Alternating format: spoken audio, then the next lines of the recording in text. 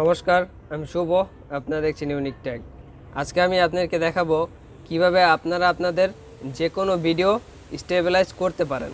তো আমি এই ভিডিওটা করছি, এখানে কোনো স্টেবিলাইজ অ্যাপ্লাই করা নাই।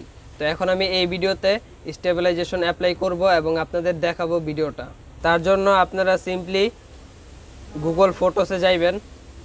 এখানে যাওয়ার পর আপনারা আপনাদের ভিডিওটা বেছে নেবেন। আমি আমারটা বাছা নিতেছি, লাইব্রেরিতে গেলাম, তারপর এখানে রিসিভ। তো এই ভিডিওটা আমি এখন স্টেবিলাইজ করব। তার আগে আমি আপনাদেরকে কিছু সেটিংস দেখিয়ে দিতে চাই। এখানে আপনারা দেখতে পাচ্ছেন আমি কোনো নেট কানেকশন নেই। তো এখানে আপনারা লেখা দেখতে পারবেন এডিট, এখানে একটা ক্লিক করবেন। তারপর এখানে আপনারা কিছু সময় দিবেন লোডিং হওয়ার জন্য। তারপর এখান থেকে আপনারা চাইলে ক্রপ করতে পারবেন ভিডিওটা। আপনারা আপনাদের মন মতো অ্যাসপেক্ট রেশিও সেট করতে পারেন। আপনারা চাইলে 4:3ও করে দিতে পারেন। তো কিছুটা এইভাবে আপনারা এটা এডিট করতে পারবেন। তাছাড়া আরও বিভিন্ন রকম অপশন আছে, আপনারা এগুলো দেখে নেবেন। তারপরে এখানে অ্যাডজাস্টে যদি ক্লিক করেন, এখানে আপনারা ব্রাইটনেস বাড়াতে কমাতে পারবেন। তারপর কন্ট্রাস্টও বাড়াতে পারবেন ভিডিওর। তারপর আরও অনেক কিছু আছে, ব্ল্যাক পয়েন্ট, শ্যাডো, হাইলাইটস, এগুলো আপনারা সব অ্যাডজাস্ট করতে পারবেন এই অ্যাপটার মাধ্যমে। এখান থেকে আপনারা স্যাচুরেশনও সেট করতে পারবেন। তারপর এখানে আছে ফিল্টার্স, এখানে আপনারা বিভিন্ন রকম ফিল্টার্স অ্যাপ্লাই করতে পারবেন এই ভিডিওটায়।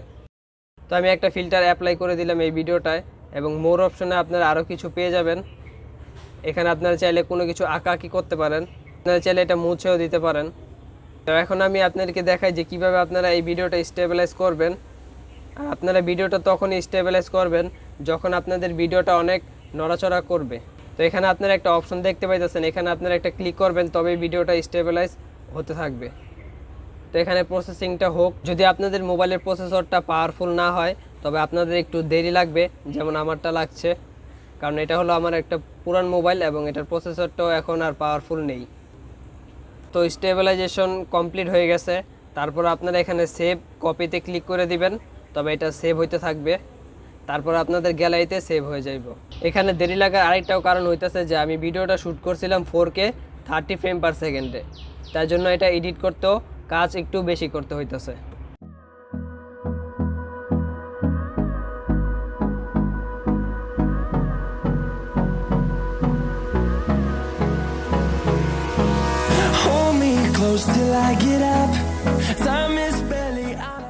তো এইভাবে আপনারা আপনাদের যে কোনো ভিডিও স্টেবিলাইজেশন অ্যাপ্লাই করতে পারবেন এই গুগল ফটোস অ্যাপের মাধ্যমে। আপনারা আমাকে কমেন্ট করে জানাবেন যে আপনাদের মোবাইলে স্টেবিলাইজেশন কোনো সিস্টেম আছে কিনা, আর যদি না থাকে তবে আপনারা এই অ্যাপটা ইউজ করবেন কিনা ভিডিও স্টেবিলাইজ করার জন্য।